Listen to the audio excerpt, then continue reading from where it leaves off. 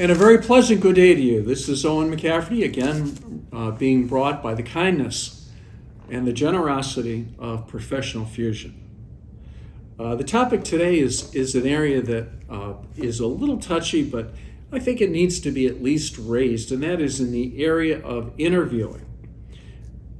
Do you think that the people in your practice, be that in veterinary medicine, dentistry, or dermatology, are really ready for prime time?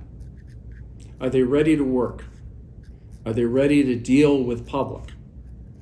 A lot of times when you interview a person, you assume that they are competent and adequate in what they're doing, that they would be capable of working a full day schedule, that they understand what it means to be focused. Now, I'm also directing that towards some of our aging boomers, because the boomers may not necessarily be capable anymore of being fully engaged on a continual basis. Maybe they need part-time work. Maybe Gen Xers do. Maybe Gen Yers, or what we may refer to an overriding group, the millennials, do. Gen Zers are taking all of the heat right now. But the reality is, it's a question for all of America, not just for one different group. Are we ready for work right now? Do you take great pride in being the first in and the last to leave? Are you focused towards the duties that you've assumed in your profession? And I'm throwing this out at not only the staff of a practice, but also the doctors. And I'm looking at the owners as well as the associates. Are you capable of being in the activity that you are in because you know how to work? I'll give an example. Of course, war stories are always fun. At age 5, I was always told to act like an adult. Usually that was accompanied by a slight love tap on the back of the head. And you knew for sure what that really meant was you better not act your age, you better act as if you were an adult. By the time you hit age 12, age 14, you were working. You were working for sub-minimum pay, but you were working. You were taught to save.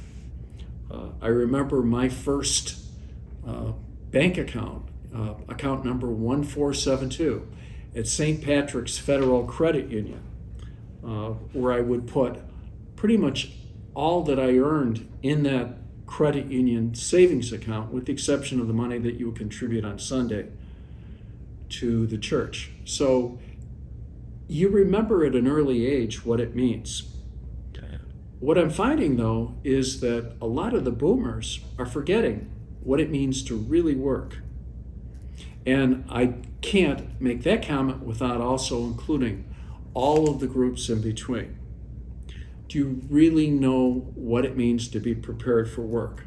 So, for example, the first thing, I grew up at a time where wearing suits to work, even when you were doing an audit of a factory and everyone else around you was in clothes that were more suitable of factory work, you would still have to wear a suit, shirt, and tie.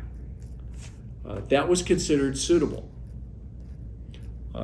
Today, the standard by which people are dressed for work has changed. But each business, each profession, each practice has its own culture that define what work is. Are the people that you're hiring, or even yourself, capable of being in that environment? Or do you find it to be appropriate that you don't dress well for work? I've always found that if you dress the part that you want instead of the part that you have, you'll be much more successful. So I want to just throw out that as an idea too. that being suitable for work is more than just the attitude of being in work. It also includes being dressed for work. Next and finally, we made a prior video a little bit more in detail about what it means to be speaking.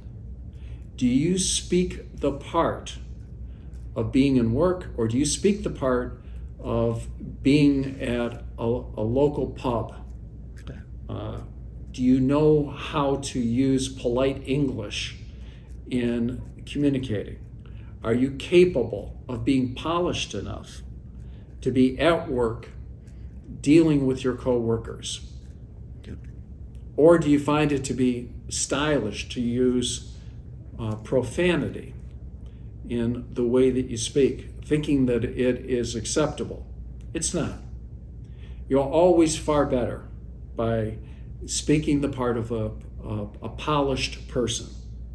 So with that in mind, just a few quick short notes, possibly little tips for success of what it means to be ready to work. This is Owen McCafferty. Thank you very much. Really do appreciate it.